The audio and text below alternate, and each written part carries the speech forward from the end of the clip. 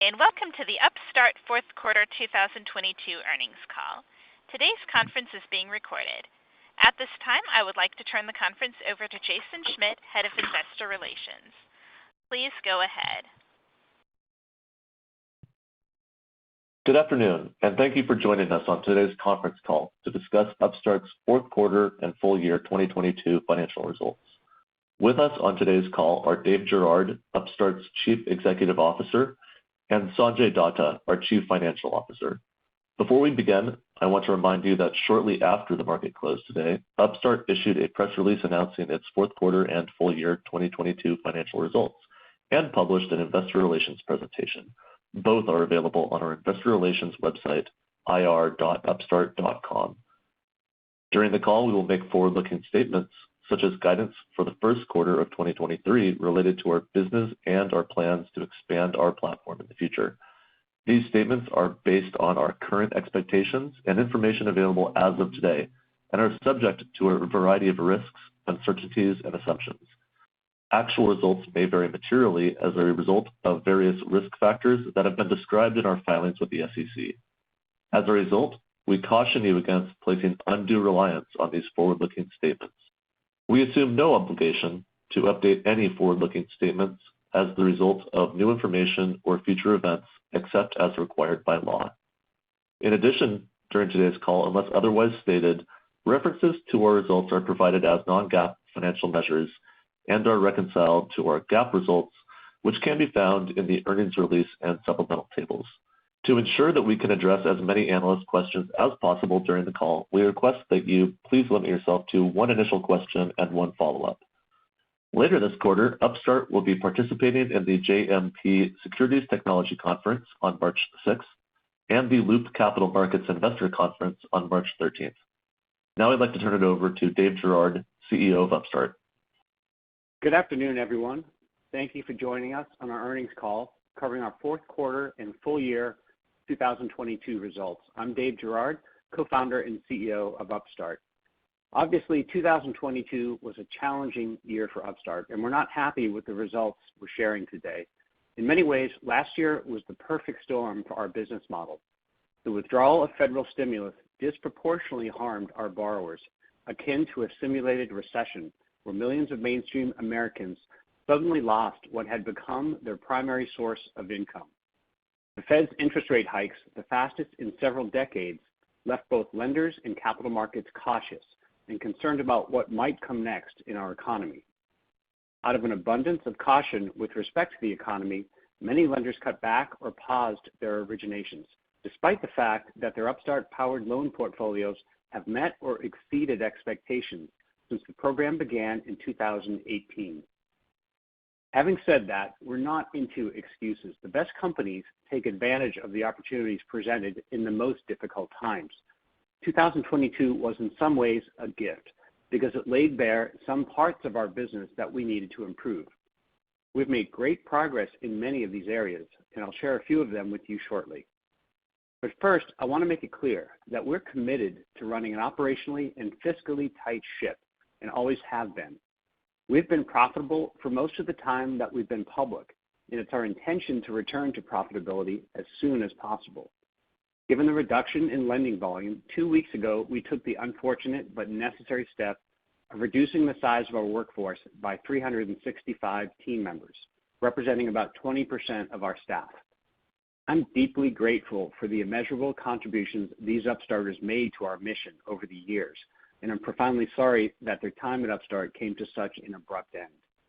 With this reduction in staffing, we also decided to pause development of our small business lending product. This was a necessary step to ensure we can adequately resource the rest of the roadmap. We look forward to the day when we can resume our pursuit of the world's best AI-powered business loan. Yet we haven't just focused on reducing expenses. We grabbed the opportunity that 2022 presented to make important improvements across Upstart in ways that have made us a stronger company for the future. Let me share a few examples. First, we've traditionally viewed our business model in the simplest terms as a marketplace for loans based on price discovery and at-will participation for consumers and lenders. And while this is true, It's also useful to think of the funding on our platform as a strategic supply chain that needs to be scaled and strengthened continually. In our earnings call in August, I told you that we would begin to investigate partnerships that could provide more reliable and persistent funding to the Upstart platform. I'm happy to report that we're in late-stage discussions with multiple potential partners in support of this goal. Second, we also took advantage of the volatile economy to significantly upgrade our model's ability to understand and react to macroeconomic conditions. Last quarter, I announced our plan to productize the Upstart Macro Index, or UMI. This new metric measures how changing economic conditions like inflation and unemployment are impacting credit performance. We continue to make breakthroughs in our methodology for calculating UMI, and we expect to launch this monthly metric to the public later this quarter. This is an exciting development from our machine learning team. In an industry first, Upstart will provide lenders with near real-time insight into the financial health of the American consumer, allowing them to adjust their lending programs accordingly. This is a big step toward providing banks and credit unions with lending infrastructure that autonomously, continuously, and rapidly adapts to changes in the economy. You'll be hearing more about this soon. Third, 2022 confirmed that we have both strong unit economics and considerable pricing power, even in the most challenging environment. Despite the fact that our lending volume in 2022 was down 14% versus the prior year, our contribution profit was actually up 13% year on year. Optimizing our pricing represents a large surface area of opportunity which we've only just begun to explore. In addition to these major improvements, we've also continued to innovate across our platform in support of future growth. In fact, I believe we made more progress with our technology in 2022 than in any year in our history. And as capital markets and the overall economy normalizes, I expect this will become obvious to all of you. Some important areas of progress from last year include model accuracy. Our AI models continue to separate risk significantly better than a traditional FICO-based model, and we continue to increase our pace of model development. The increase in our model accuracy in the last 7 months is more than what we delivered in the prior 2.5 years. Automation. In the fourth quarter, we saw a record 82% of personal loans fully automated. By automated, I mean there was no human intervention anywhere in the process of originating the loan. This boost came primarily from eliminating or automating processes that our loan operations team has traditionally done manually. Auto retail. We finished the year with 778 total dealerships under contract, a 90% increase from a year ago. As automobile inventories are replenished and prices normalize, our ability to modernize the car buying experience for our dealer partners will only become more important. We're piloting our AI-powered auto loan in 27 of our dealerships, helping them approve more applicants with less friction.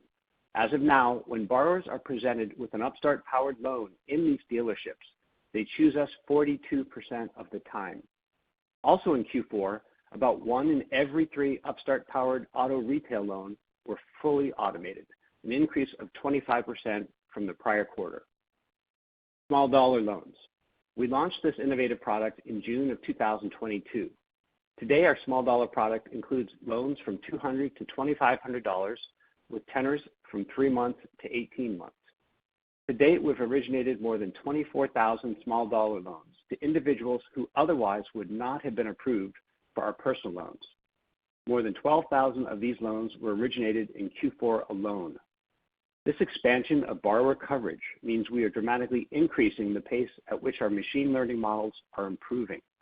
And just as importantly, in Q4, 88% of small dollar loans were fully automated. Lending partners. In our earnings call a year ago, I told you we had 42 lenders on the Upstart platform. Today, that number is 92, representing growth of 130%. Despite the hostile 2022 environment, banks and credit unions recognize and appreciate a fundamental secular change in technology when they see it.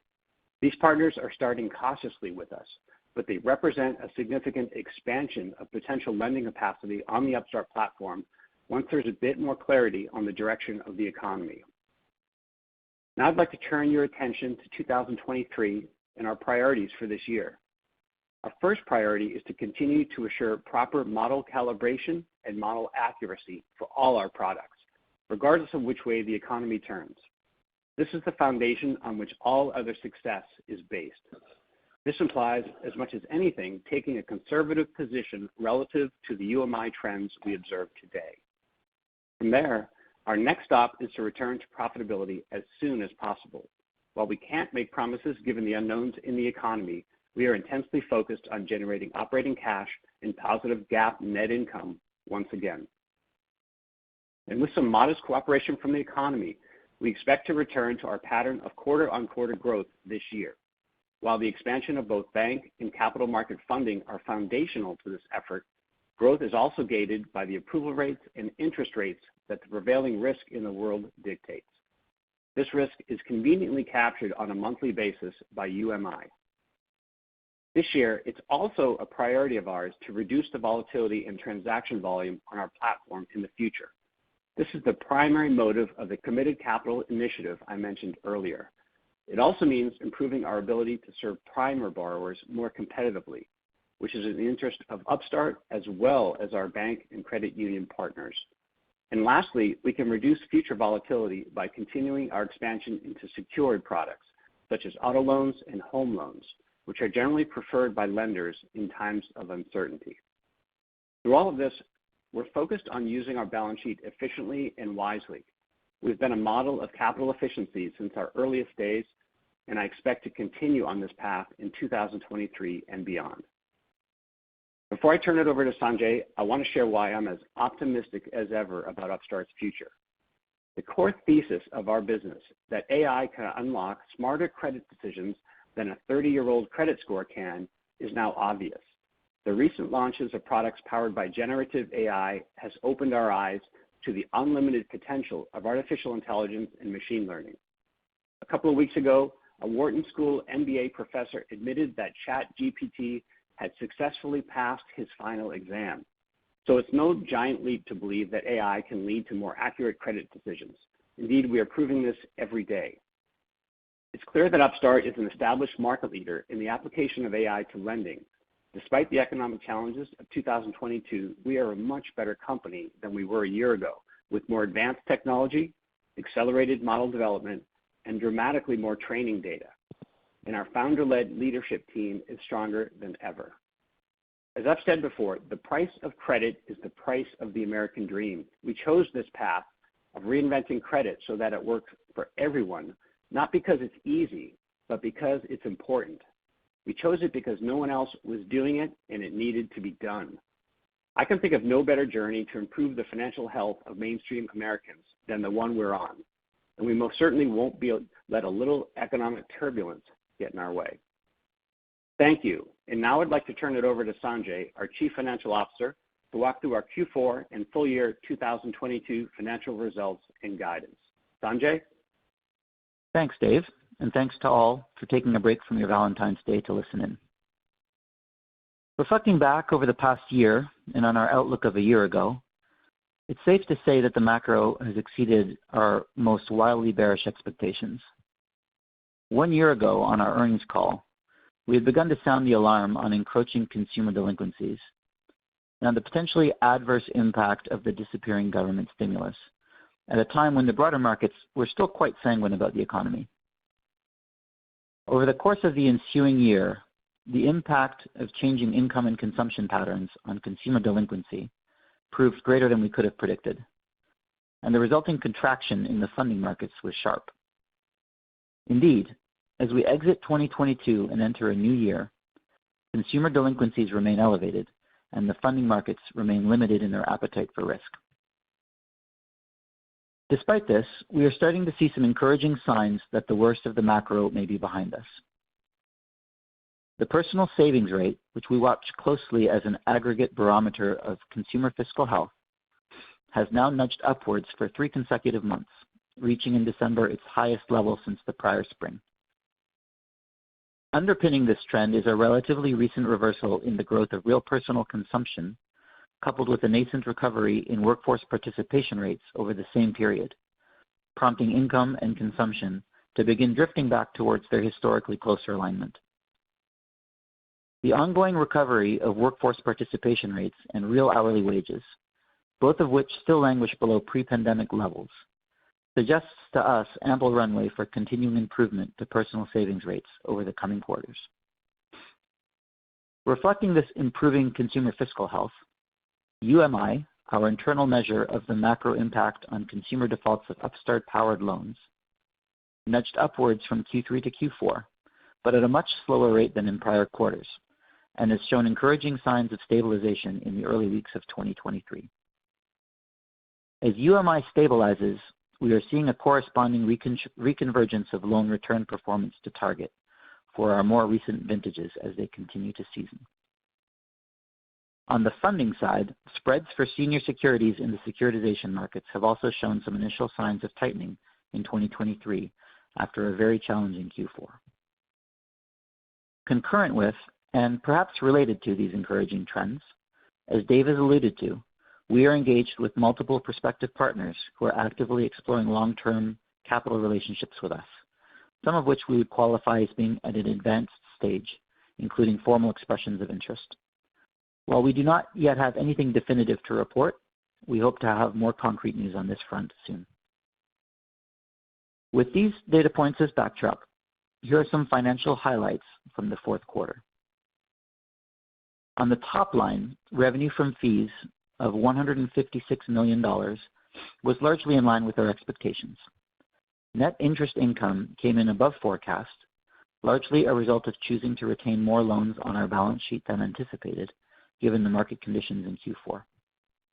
Taken together, net revenue in Q4 was $147 million, ahead of our guidance, but representing a 7% contraction sequentially and a 52% contraction year over year.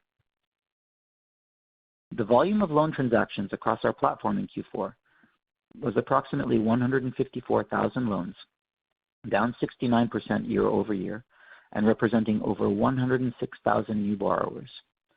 Average loan size was up 22% versus last year. Our contribution margin, a non-GAAP metric which we define as revenue from fees minus variable costs for borrower acquisition, verification, and servicing as a percentage of revenue from fees, came in at 53% in Q4, up from 52% last year. We continue to expand our margins in Q4 through higher take rates and more efficient marketing spend. Operating expenses were $205 million in Q4, down 16% year over year and 5% sequentially. The majority of the reduction was achieved through reduced sales and marketing, which was down by 56% year over year following the trends in volume. Over the last quarter, we have largely limited hiring to only a few key strategic positions in operations, engineering, and G&A, all of which were nominally down sequentially in overall spend. Taken together, these components resulted in a Q4 GAAP net loss of $55.3 million. Adjusted EBITDA was negative $16.6 million, well ahead of our guided number of negative $35 million, and adjusted earnings per share was negative 25 cents based on a diluted weighted average share count of 82.2 million. We ended the full year with net revenue of $842 million, down 1% from 2021, a contribution margin of 49%, roughly flat from the prior year, and adjusted EBITDA of $37 million, representing a 4% adjusted EBITDA margin versus 27% a year earlier. During Q4, we made the decision to sell fewer loans from our balance sheet than were originally contemplated in our guidance. Liquidity in the secondary markets remained thin during the quarter, and in our view, the market prices for personal credit did not ultimately reflect the extent to which our models have recalibrated to the new trends of consumer default. So we chose to retain loans on our balance sheet and harvest the interest income. We plan to continue testing the market as pricing normalizes and selling becomes a more attractive strategic option.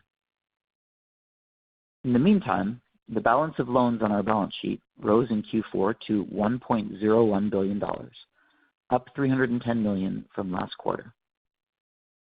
Of that total, loans made for the purposes of R&D, principally within the auto segment, represented $492 million of that total.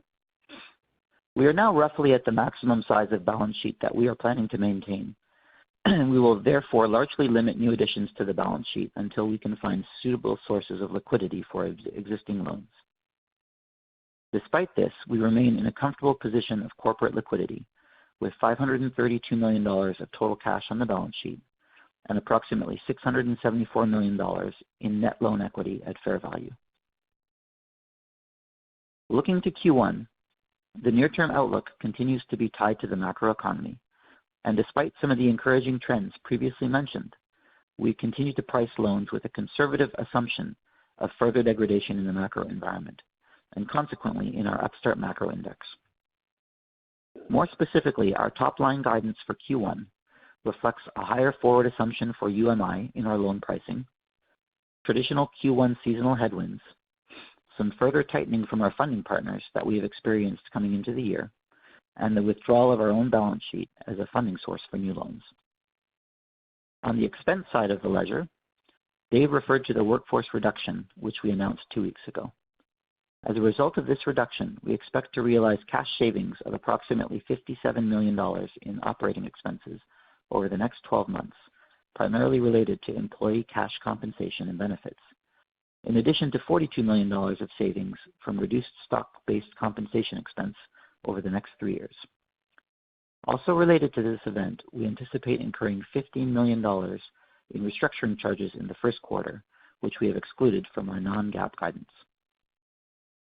With these specifics in mind, for Q1 of 2023, we expect total revenues of approximately $100 million, consisting of revenue from fees of $110 million and net interest income of approximately negative $10 million, a contribution margin of approximately 55%, net income of approximately negative $145 million, adjusted net income of approximately negative $70 million, adjusted EBITDA of approximately negative $45 million, and a diluted weighted average share count of approximately 81.9 million shares.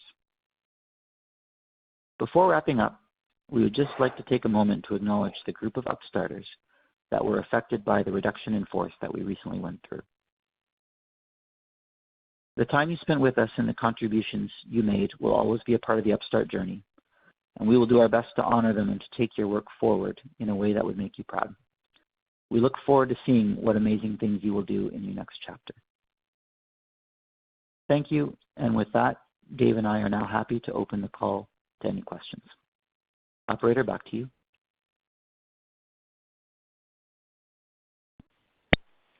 Thank you. If you would like to ask a question, please signal by pressing *1 on your telephone keypad. If you are using a speakerphone, please make sure your mute function is turned off to allow your signal to reach our equipment. Again, please press *1 to ask for a question, and we'll pause for just a moment to allow everyone an opportunity to signal for questions.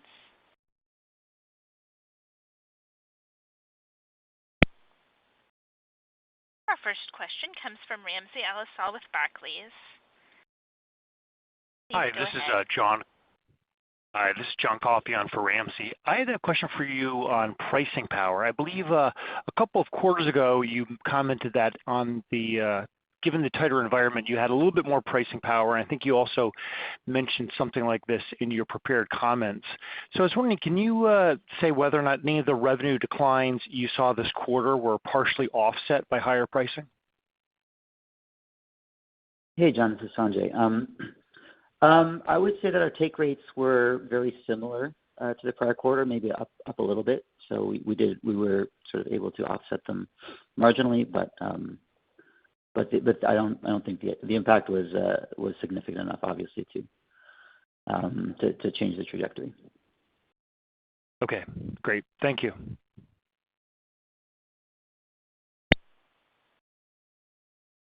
Our next question comes from Pete Christensen with Citi. Please go ahead. Thank you. Good afternoon.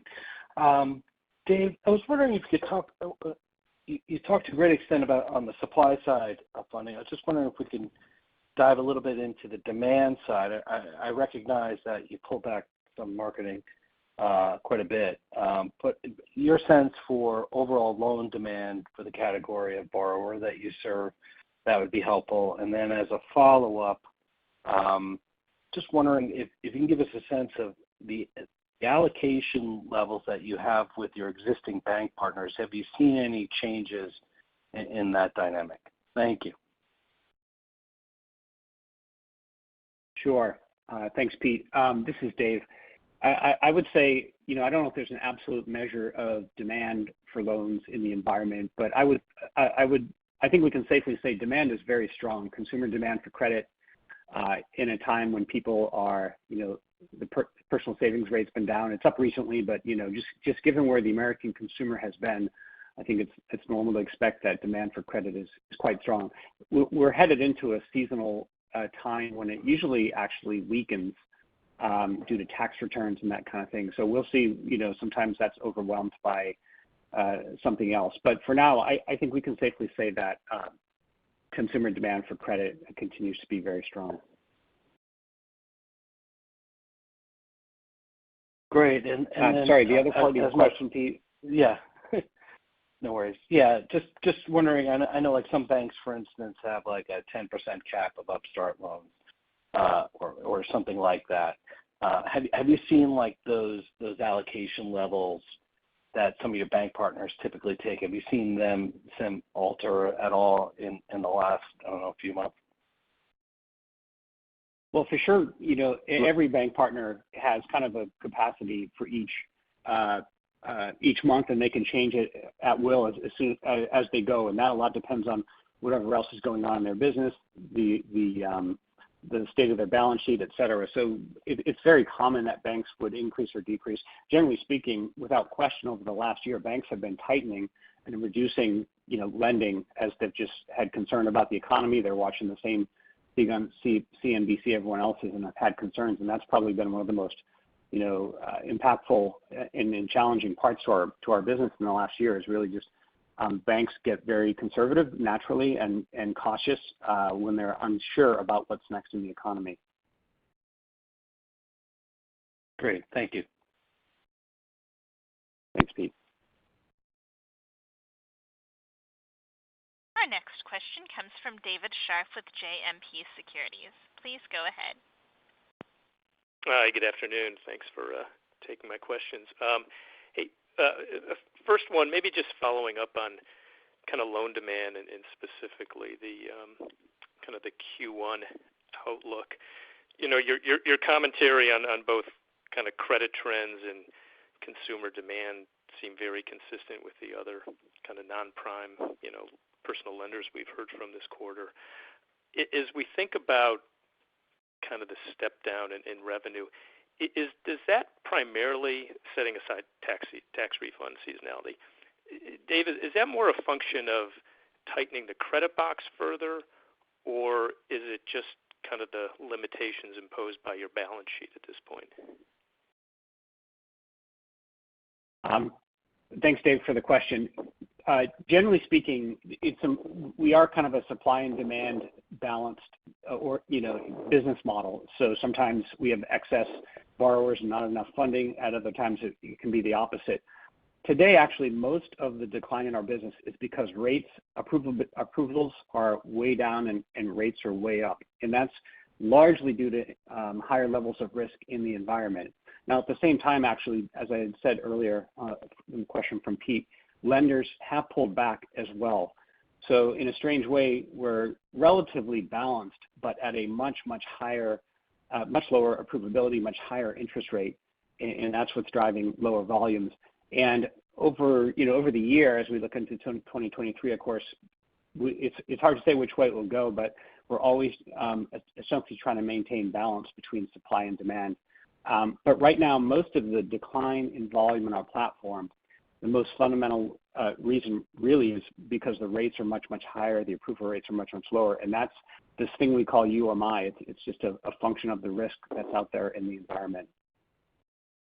Got it. No, helpful. And maybe as a follow-up, just turning to the expense side, I realize it's always dangerous doing just simple math, but if I just kind of divide the annualized cost savings and 1/3 of the stock comp into the number of employees downsized, it averages about $200,000 per employee, and which is not insignificant. And I'm just wondering, is there any color you can provide on, perhaps the type of disciplines that were rationalized? I don't know if this was primarily, engineering, product development, or in other areas, but is there anything in kind of the downsizing that kind of alters a longer term sort of new product and technology initiative outlook?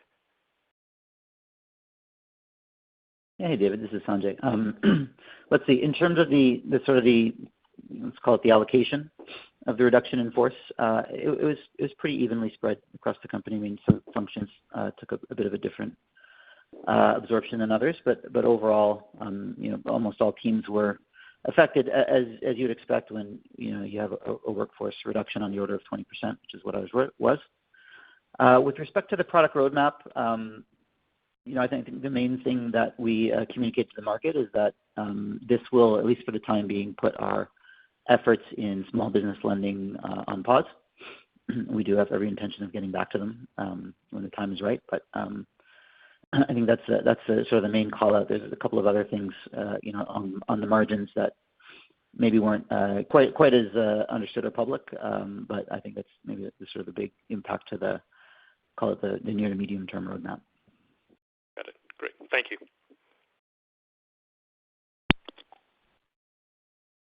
Our next question comes from Simon Clinch with Atlantic Equities. Please go ahead. Hi, guys. Thanks for taking my questions. Lots of really useful information in today's report, Dave. Thank you very much. I guess I just wanted to get a sort of a bigger picture perspective on the business model here. And because when I think back to the performance and the market share gains you had coming out of the pandemic, I was wondering what are the differences in the market structure today in the business model and the institutional funding channels that might mean the share gains that the advancements you've made with your AI models might perhaps not live up to the standards that we saw coming out of that very unusual period of the pandemic. I just wondering sort of how to think about the pace of those share gains and what might be working or what might work against it coming out of this particular environment. Sure. So I think our technology has only gotten better, and the environment, of course, changed pretty dramatically. And as I kind of acknowledged in my remarks at the beginning, it definitely showed us some things we needed to know, kind of that an at-will model where funding can come and go, or lending and or investing in loans can come and go, month to month is, it might be sort of beautiful on a whiteboard, and from a pure economist point of view, it makes a lot of sense. But in reality, we need to have volume more locked in and secured, which is an important initiative for us. So the issues we've had really to date are almost entirely related to the funding side. Some of it is macroeconomic, and some of it, frankly, is on us and things we need to fix. None of it, in my view, is on our technology. I think it continues to be extraordinary and differentiated, if not more so today than it has been. All the improvements I kind of talked about in my remarks earlier are in some sense masked, because if the funding markets aren't operating properly and if lenders aren't deciding it makes sense to lend, then there's only so much we can do. So we are, pursuing some initiatives, as we've said, to sort of make sure we don't make the same mistake twice. And so having secured funding, committed funding over longer periods of time to us is very fundamental. Also, this effort we're doing with what we call UMI is really to be really transparent with lenders, in particular with banks and credit unions, of what's going on in the economy, so they can make very informed decisions, which might be to tighten standards and slow down volumes at times, but it hopefully won't be as dramatic as it has been in the past, when maybe they didn't have as much insight as they needed to what's going on out there. So these are all efforts on our side to fix what we think needed to be fixed in our business. But none of them, at least in my view, are really related to the core AI and its predictiveness, et cetera, which we feel very confident in. Okay, as usual. And maybe just touching then as a follow-up on the UMI index, is this something that will potentially prove a really useful tool at accelerating the pace of bank partners coming onto the platform, and also keeping the relationships even stickier than they have been in the past?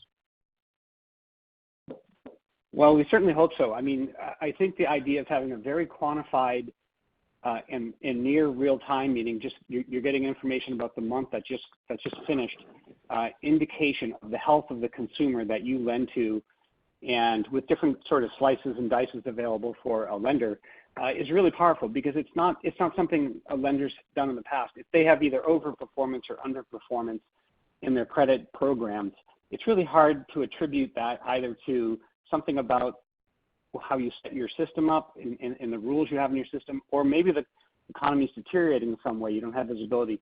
This is really powerful way to say, no, we can actually isolate the performance of credit model from the impact of the macroeconomy.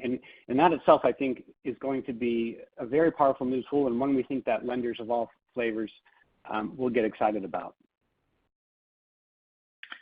That's really useful. Well, thank you very much. Thanks, Simon. Our next question comes from Rob Wildhack with Autonomous Research. Please go ahead. Hi, guys. I wanted to ask about your more committed funding sources. Wondering if you could give them some more detail there. What type of partners you might be in discussions with, what kind of arrangements you're working out with them. Any additional color and the timeline too would be really helpful. Thanks. Hey, Rob, this is Sanjay. Let's see, on sort of the more committed capital style relationships, I guess I would say, first of all, I think we've always been pretty cautious in saying that this is sort of a transition over time for us. It's not something that would necessarily happen, in the near term. I think these are large, very strategic relationships. That said, I think we sounded a note of optimism in our prepared remarks. And just to sort of reiterate the points there, I don't think we have anything definitive to call out right now, but we are in a number of conversations with multiple partners that I guess I would qualify as sort of advanced stage. We sort of mentioned that we had some indications of interest. So again, hopefully we'll have something more definitive to announce soon. But I think in the meantime, we're sounding some sort of notes of optimism, if you will, and I think they're related to some of the optimistic trends we're seeing in the broader environment, some of the things that we took through.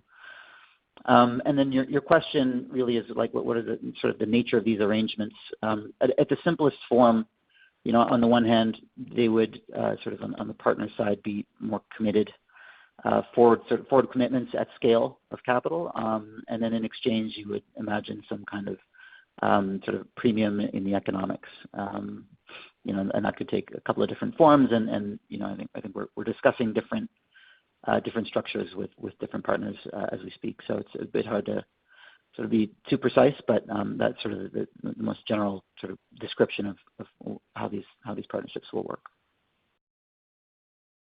Got it. That is very helpful. And then on your current funding partners, how do your conversations with them vary by type? I'm wondering if the conversations with, say, a larger bank might be different than that with a credit union or with a credit fund or your ABS partners. Any additional color you could add there would be really helpful. Sure. Well, this is Dave. Well, I would just say maybe on the bank and credit union side, I mean, and they do vary a bit. Credit unions were really flush with deposits a year ago. That is much less the case today. So where credit unions were really starved for loans because they were, again, very flush with deposits, I think that's a little reverted to normal. And so, that just changes their appetite. And banks, not much so. I mean, I think banks, there's a lot of interesting competition for borrowers going on out there with regard to deposits. So I think it's one of the more interesting dynamics is really seeing some of the new guys in the market really pushing the APYs, paid for deposits up. So there's just a lot going on out there that I think is changing pretty quickly. But we don't fundamentally see any overwhelming change in dynamic other than, as usual, you can hear it from the CEOs of the largest banks. I mean, there's caution about the economy. They're all kind of caging will this be an in and out small recession? Will it not be a recession? Hard landing, soft landing. So I think that's just sort of the cautiousness that's out there. But a year ago, I would say generally there was, on all sides, there's definitely swimming in deposits and in need of credit as a result. And that's definitely much less so today. Thanks, Dave.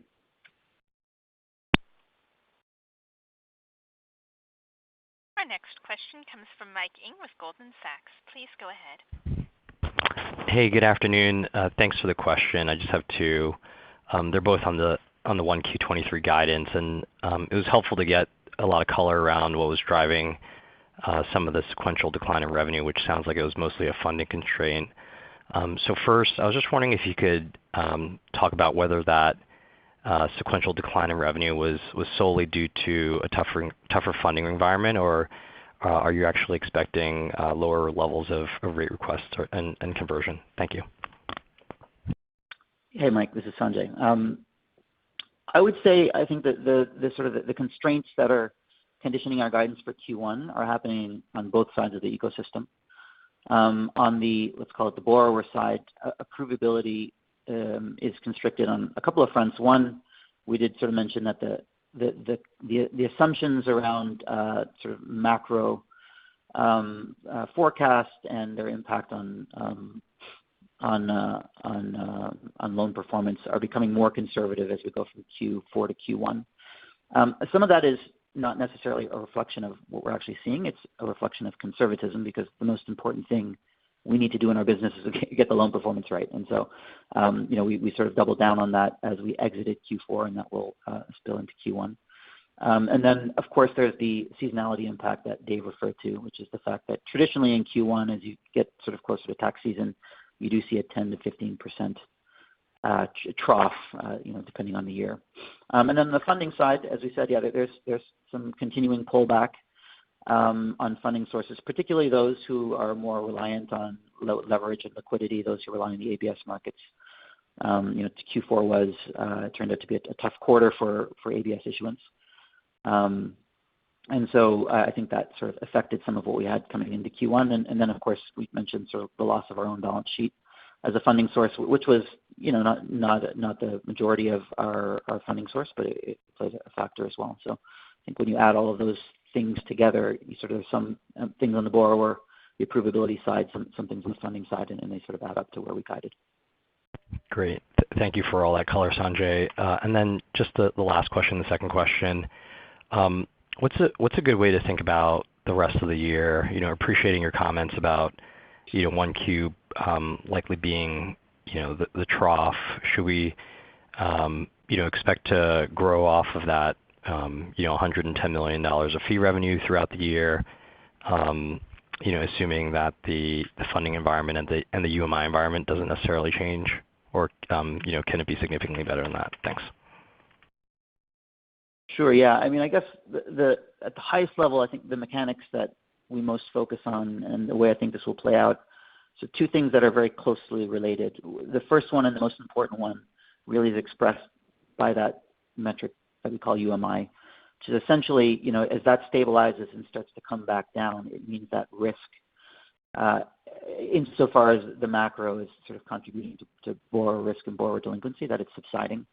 And as that happens, we believe what you will see is a reconvergence to target for loan performance, which some of those materials are in our investor slides, and that sort of performance will go back to target, and in fact back to exceeding target as it has historically.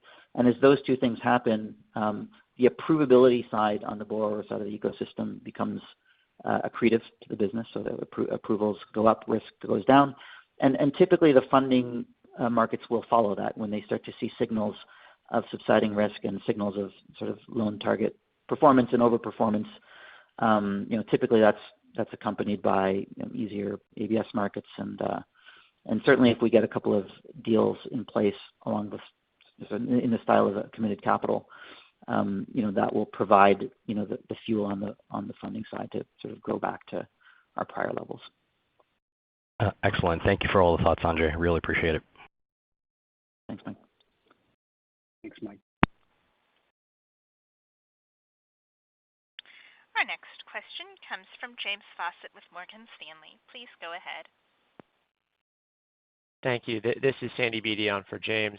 I have a question on the loan performance trends. So the ABS data that we track has shown a pretty meaningful deterioration just looking at annualized losses, delinquencies of the majority of the public deals over the last, call it 3 or 5 months or so. And so I just wanted to make sure, are we interpreting that correctly? How is your team thinking about that? And then just contextualizing with the UMI and then the general comments on the consumer. Yeah, sure. Hey, Sandy. This is Sanjay. So I guess there's a couple of, if you're looking at sort of broader ABS issuance right now, I'd say there's a couple of phase delays I would call out. The first one is just the time it takes from the issuance or the origination of a loan for it to get sort of issued into season in an ABS deal. And sort of that's sort of, I think a bit of a lagging indicator in that sense. So to sort of speak in the language of vintage, and this is, I think reflected in what you see us sort of produce with respect to the loan performance to target chart that we have in our investor materials. I think that the trough or the low point of loan performance, or maybe the high point of excess delinquency, if you will, happened in our view in sort of late 2021, maybe towards the end of 2021, if you will. And then there's a second phase delay, which I think is probably relevant to what you're looking at if you're looking at broader issuance, which is, in our view, it's pretty clear that from a phasing perspective, it's the lower income borrowers that became impaired first, and then now it's the sort of the primer borrowers that are coming under stress. And of course, I think in our sort of issuance and in our collateral, you'll typically see the former more reflected because we tend to work with lower income borrowers. I think if you're looking at broader issuance, it does probably err towards the side of higher prime borrowers, certainly if you're looking at the other digital players. And so I guess in my view, the way I describe it is, I think the lower income borrowers probably hit their trough at the end of 2021. The primer borrowers probably are sort of troughing somewhere mid-2022, and all of that, takes a quarter or two to actually flush through the ABS sort of numbers. And so that's how I would maybe describe the system from our perspective. Got it. That's very helpful. One that's more general in nature and really on the back of the January restructuring plan. I know we've talked about 1Q and the forecast in terms of cost cutting. I just wanted to ask generally how you're thinking about timing with respect to the path to profitability, obviously a focus of the market this year, given rates, et cetera. But has that been a conversation? Is there a general target? And what's the thought process at a high level? Sure, James. This is Dave. I would say generally when we took the action we took, a few weeks back, we definitely thought we need to put ourselves in a position where fixed expenses make sense in the environment as it exists, not in the environment as we wish it will be later this year. So we've largely set ourselves up to be, a fairly neutral, or if you will, on fixed expenses, and then not making any, large assumptions about the economy improving, et cetera. And that's just how we think about it. We're in a very stable position, and in our view, the market we serve is not likely to deteriorate this year. It could stay where it is for a while, and that is something we could live with. But that was the nature of it. Is let's get ourselves, forget about how many people we had last month or whatever. Let's get ourselves to a fixed expense position that we feel like makes sense in the environment we're dealing with right now. And it will not only, give us more confidence in our future from a financial perspective. We'll in fact, be able to emerge out of this at some point with a lot of leverage and a lot of sort of profit potential in our business because we have slimmed down fixed expenses. We've also gotten really good about marginal spending on marketing. Our contribution margins are way up. Our acquisition costs on a per loan basis are way down. So we're just set up, I think, really well for the future. But again, we're not making any assumptions about a dramatic improvement in the macro. Perfect. Thank you for taking my questions. Thanks, James. Our next question comes from John Hecht with Jefferies. Please go ahead. Hey guys, thanks very much. I guess, thinking about, you guys did about $1.5 billion of volume this quarter or Q4. It looks like you're doing somewhere between, closer to $1 billion in Q1. You're not balance sheeting it. I'm wondering can you characterize, over that 6-month period, who are the buyers, the key, the main channels of buyers or investors, and what's the transfer pricing within each of those channels? Hey, John. This is Sanjay. So the channels are, largely similar to what we've described in the past. There's a channel that's sort of balance sheeting, I would say, that the prime end of the spectrum, and they tend to be banks and credit unions. And then, of course, in the capital markets, there's sort of maybe a bifurcation between, let's call it, folks who rely on the ABS markets and folks and funds who do not. I think most of the remaining funds that are working with us are the ones that do not rely on the ABS markets, just given the volatility in the ABS markets. And when you think about pricing of loans, well, the banks who are using our technology to put loans on their own balance sheet, through their own origination channel, are pretty much setting their own prices with respect to what the borrower is paying, and we just charge a pretty standard fee. So there's no real transfer of the loan in that regard. They use our technology, and the loan is originated for their own use, for their own balance sheet. With respect to the capital markets, we've always originated and transferred at par. There's been some minor exceptions to that for folks who have committed volumes forward. In exchange for that and in exchange for scale, we provide a bit of a discount, but it's something that's, I would say, very close to par. Okay. And then can you, we know you've raised pricing over the past year. You mentioned loan sizes are a little bit larger on average. Maybe can you give us what's the kind of goalpost of duration and rate and size of loans, just for us to think about the portfolio, what the originating portfolio looks like at this point? Well, let's see. So with respect to duration and loan size, we don't necessarily have a proactive view on what we're trying to achieve. We present the options to the borrower, and the marketplace will do its thing. I think in the way that the marketplace has trended, because we've restricted approvals so much and because we've raised rates so much, the remaining or the resulting collateral is primer than it was, call it 6-9 months ago. And primer loans tend to be bigger loans. And so the fact that many of the sort of the lower grade loans have been removed from the approval box has acted to increase loan size. So that's maybe a bit of a mixed effect. With respect to, I think when you say rates, you're sort of describing take rates, or are you talking about interest rates? I guess I'd be interested, in the fee, the average fee per dollar of origination, and then what are the yields that you're passing on, like for like, whether it's a prime cohort or a non-prime, what's the yield differential now versus a year ago? Sure. Well, on the take rate side, I guess in a general sense, you'll see that the take rates, if you look at our sort of fee revenue as percentage of origination, they've gone up. And they've gone up really as a reflection of, I think Dave answered a question earlier about underlying loan demand. Right now, fundamental demand is very high. Approvability is low. But when demand is high, there's a lot of inelasticity. And we've said in the past that we can use that as a way to improve our unit economics in times where volume is contracting. So as you've seen volume contract over the course of the year, our take rates have gone up, and that's despite the fact that the banks and the prime loans are increasingly a larger fraction of the mix, right? Because they are less impacted by the changes that kick loans out of the approval box. So you've seen an improving take rate, even despite the fact that the percentage of loans and the percentage of bank capital has gone up.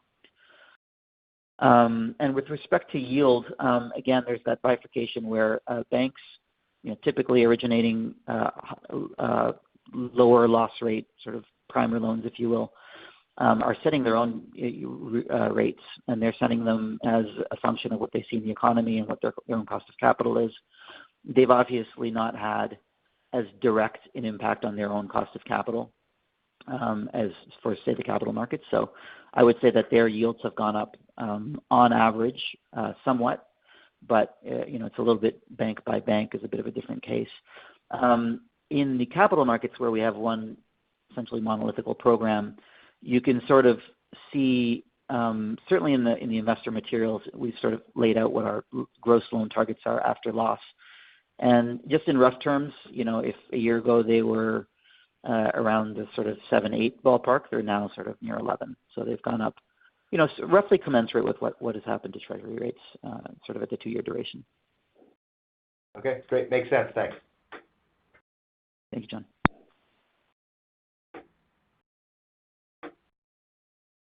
Our next question comes from Hal Getch with Loop Capital. Please go ahead. Hey, thanks for taking my question. I just want to ask about your automotive business, and I just want to make sure I understand what you said. The AI-powered platform is in only 27 of the sub 178 dealerships. Is that right? You're making loans in 27. In those 27, it's taken nearly 42% share of the loans on those dealer management systems. Is that the best way to think about that? That's right. Though that was citing when our loan offer is shown to somebody. Okay. And is the loan shown? Is it participating every time and being given an opportunity? Because this is the point of sale part of your business. The other part of your business is kind of refinancing other expenditures. This is a pretty cool part of your business. It's point of sale essentially for very large ticket. And just want to know, how many extra deals maybe your system is helping a dealership complete on an average week, because those are very profitable transactions for a car dealer. Could you just share with us what you can about that?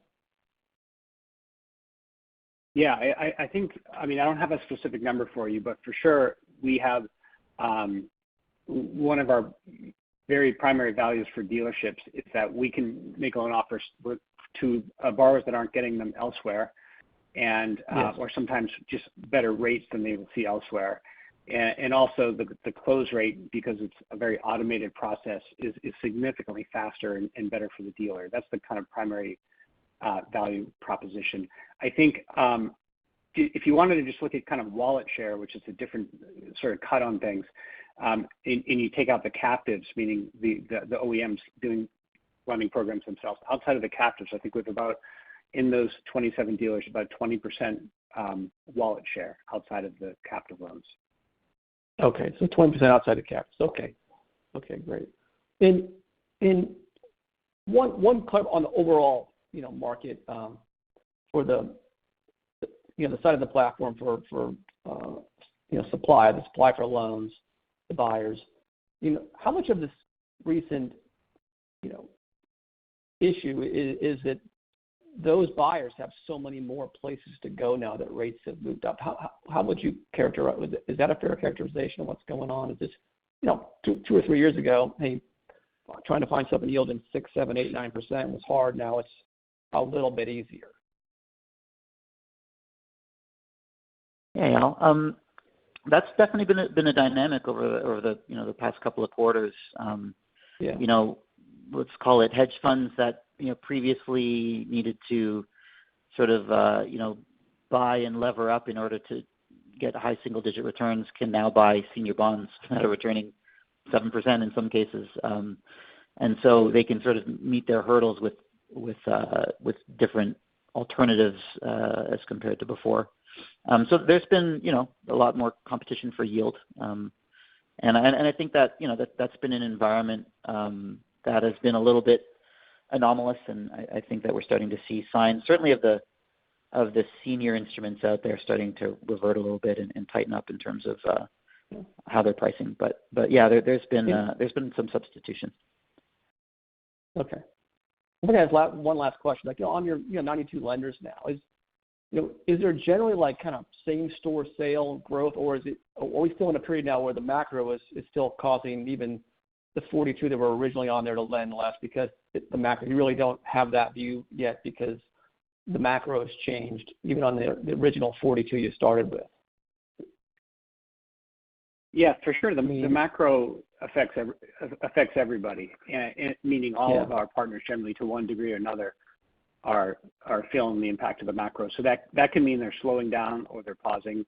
Sometimes they're signing with us and implementations are taking longer because they're not as they're just more cautious. So they know this is a direction they're going in, but they're moving a little cautiously in the beginning of 2023 or the end of 2022. So for us, we are adding them at a good clip, and if you sort of see the pace of addition of lenders on the platform, we're really happy with that. But they're not converting into large, quotas, monthly quotas, as quickly as they would have in the past, and that's a function of the economy.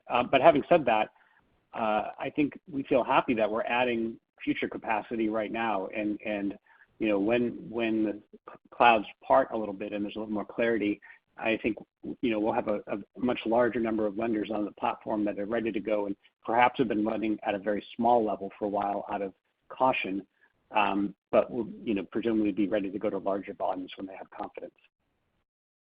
Great. Okay. Thank you so much. You bet. Thank you. Our next question comes from Arvind Ramani with Piper Sandler. Please go ahead. Hi, thanks for taking my question. I just wanted to ask about the lenders, lending partners that you onboard. How much of that is kind of like a sales process where you have a sales team going out there looking to kind of sign up new lenders and then onboard them, and then once they're onboarded to kind of show them loans or kind of syndicate loans with those particular lenders. I understand kind of the loan process itself, you have like a 80% above kind of a processing rate, but in terms of lenders, if you can just kind of walk through that process a little bit, that'll be helpful. Sure, Arvind. This is Dave. I think it's easy to compare it to kind of an enterprise selling process, right? We're selling technology to banks to help them lend along with a flow of borrowers, but the process really looks like what you might expect out of seeing somebody selling, SaaS software for this or that. So, you have to win the business side. There's a lot of effort to get through committees and such because they have risk committees and credit committees and such. We know the drill now, so we've done it a lot of times, but it's an enterprise selling process. And then an onboarding process, which, you could think of as the customer success team, et cetera, helping somebody walk through a process of getting live and originating loans. And then after the fact, there's just, we're almost constantly in touch with them, and they're thinking about what they want to do next and where volumes are or what we're seeing. So there's a lot of, a fairly heavy amount of account management. That's why, there's, I think we said 90 plus lenders on the platform today. And, we're imagining a day when there's 500 or more. And so we want them to be able to do as much as they can themselves, but we're certainly handling them very carefully one by one today. Okay, that's great. And so to throw a number out there, whether it's 500 or a number bigger or greater, will that solve kind of this problem of kind of a constrained lending environment? Like you said, we may be too late to kind of solve the problem kind of right now, and we're potentially even getting out of it. But let's say, a few years from now, we go through another kind of tough economic cycle, and then you're sitting with the base of, maybe 500 or more lenders. Will that kind of make this situation a lot easier? I would say it's one of several things that we would like to put in place before the next cycle, if you want to put it that way. Having a lot more lenders on the platform is great, but if they all act and behave the same, then it doesn't help all that much. But in reality, the lenders that are on the platform today, they will look back at this time and say, well, it turns out the Upstart loans performed all the way through that. So we are today building a proof point for a lot of the credit unions and smaller banks on our platform who have not seen credit deteriorate, who've actually performed really well, Yet out of an abundance of caution, and because this is the first cycle they've been through with us, they do pull back and they do sometimes pause. So I think, first of all, having another proof point, or having this very large proof point, if you want to call it that, of the last 12 months will serve us well in the future, because the loans for these banks and credit unions have really performed well. We'll also be in different categories. So if they started with us in personal lending, they may be in auto lending or home lending, et cetera. And that, of course, I think has a lot of opportunity to sort of cement the relationship further. So the lenders definitely have a lot of potential for us to fill out a large part, the primer end of what is originated through our platform. A lot of things we can do and we are doing. So the next time round, there'll always be some volatility in our business given the nature of what we do, but we certainly hope it won't look like it has in the last year, and we are working very hard at that. Perfect. And just kind of last question. I mean, you certainly provided guidance, which was helpful, and kind of provided some guardrails on what you'll need to do to kind of meet those numbers. But if you kind of think of what scenario would kind of drive either upside or downside to kind of the estimates you provided? What needs to happen kind of with the broader macro for the range of outcomes to change as the year progresses? Yeah, hi, Arvind. This is Sanjay. It's relatively straightforward, and there's sort of an answer both on the borrower and on the funding side. But upside would look a lot like what I described earlier. UMI comes down, mechanically loan performance will sort of achieve target / overperform. And then, I think as a consequence of that, the funding will sort of return to the platform, or we will sort of create some partnerships that will create some scale. That would create upside certainly, or a sort of a trajectory back to where we were previously. And downside would be the opposite. I mean, if the world degrades or devolves further, if personal savings rates do a U-turn and sort of go back down to low levels, and or the funding markets get even more skittish versus where they are today, that I guess theoretically could create some downside as well. Perfect. And just last one, if I could, this AI and ChatGPT and a bunch of these things that have kind of made kind of more mainstream press, has some of your kind of conversations with some of your partners become a lot easier, right? Like, I mean, I could imagine 2 years back when you were talking about AI, there may have been a cohort of folks, expressing some level of skepticism that this AI thing is kind of not very tangible, but now with it becoming more kind of broadly kind of well known and publicized with kind of just overuse the word ChatGPT.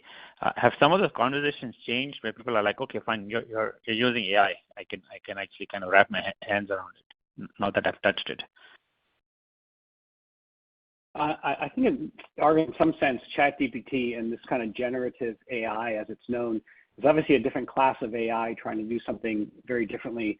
But in some sense, it's free marketing for us, because the category of AI is getting credence. And when you see what ChatGPT does, it can sort of stunning to just try it if you haven't tried it. And it sort of says, well, if it can do that, certainly it can build a better credit model. It can make smarter lending decisions. What we're trying to do actually seems much more straightforward in many ways. So it's an advertisement for the power of AI and for the fact that AI is going to be very central in our economy for the decades to come. So if you're a bank executive, you really want to think about how that fits in your future, how you start to get awareness of it, and it just makes Upstart, I think, a more attractive partner. Great. Thank you very much. Thanks, Arvind. Our next question comes from Dan Dolev with Mizuho. Please go ahead. Hey, guys. I only have one question. I'm going to make it easy for you guys. So just really quick, it looks like the subprime and even near prime is kind of beyond their trough. Does that mean that you can reopen the credit box in Q1?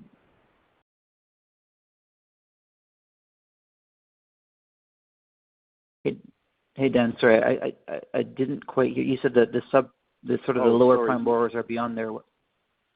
Yeah, it looks like based on what you said is that the near prime and subprime is kind of beyond the trough in terms of their credit risk. I see. Does that mean that you can actually reopen the credit box in the first quarter? And that was my other question. Thank you.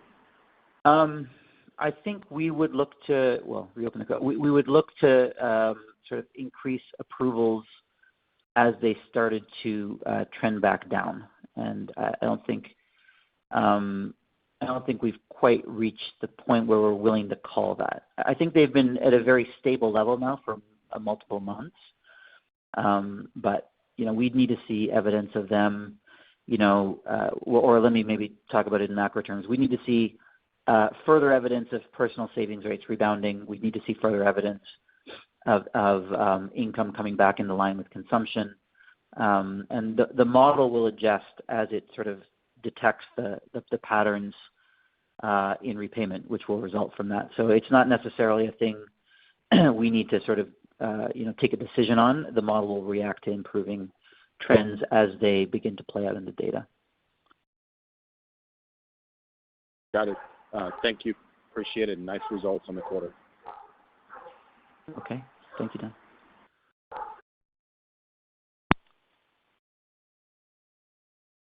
Our final question comes from Vincent Caintic with Stephens. Please go ahead. Hi, thanks for taking my questions. So two-part question, both related to the funding side. So first, on the balance sheet, if you could discuss how much capacity you do have for increasing the amount of loans that you have on balance sheet, and if there's maybe other ways to increase that capacity. Some fintechs, for example, have banks as an example. And then the second part of the question is, saw that you recently had an Upstart securitization, so the 2023-1s. Just wondering if you could talk about that, the appetite there, and any learnings you can have, like if there's potentially more opportunity there. Thank you. Sure. Thanks, Vincent. Let's see. On the first one, well, let me start by saying I don't think we have a desire to substantially increase our balance sheet capacity, certainly in terms of its percentage of the overall platform and what it represents. I don't think a sustainable strategy would be to create bigger and bigger balance sheet capacity in the way that some peers have pursued through bank charter. I just don't think that's the model for us for a lot of reasons which we've covered in the past. I mean, we could effectively scale up our capacity as the platform scales up. You could imagine when we're doing many different products and running different R&D projects, we maybe want a bigger capacity. But I think we're at our local maximum now, and I think it's suitable to the size and the scale of the platform. We would want the recovery of the platform to be driven by the funding markets, not by increasing balance sheet capacity. So that's, I think, a fairly deliberate strategic choice.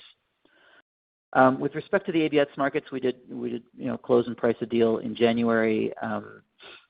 And yeah, like I said, I guess I would characterize it at a high level. I would say that if you think about basically the senior and the subordinate parts of a securitization, the senior instruments seem to have a lot of rebound in demand, and their spreads have tightened a lot. So I think they priced significantly better than they did in Q4.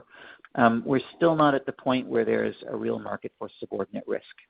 That has not improved versus Q4. But typically that's the way that things get sequenced. The senior, the sort of less risky instruments come back first, and then you sort of eventually will see a rebound in the subordinate parts as well. So I think we're sort of maybe, hopefully, if nothing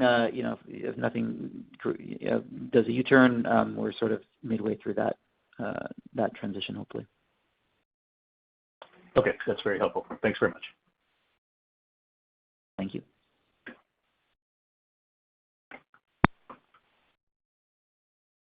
Thank you, and this does conclude today's call. Thank you for your participation, and you may now disconnect.